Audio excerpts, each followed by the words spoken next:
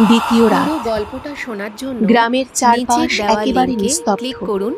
আকাশে পূর্ণিমার গল্পটি চাঁদ, যদি আপনাদের ভালো তবে লেগে মেঘে থাকে ঢাকা। তাহলে অবশ্যই একটি লাইক করে পুরো দেবেন। গ্রাম আর আপনি যদি গভীর নতুন ঘুমে হয়ে থাকেন মগ্ন।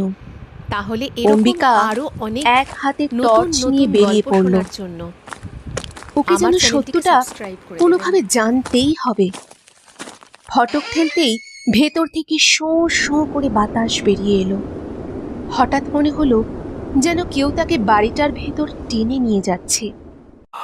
দ্বিতীয় রাত। গ্রামের চারপাশ একেবারে নিস্তব্ধ। আকাশে পূর্ণিমার চাঁদ, তবে মেঘে ঢাকা। পুরো গ্রাম গভীর ঘুমে মগ্ন।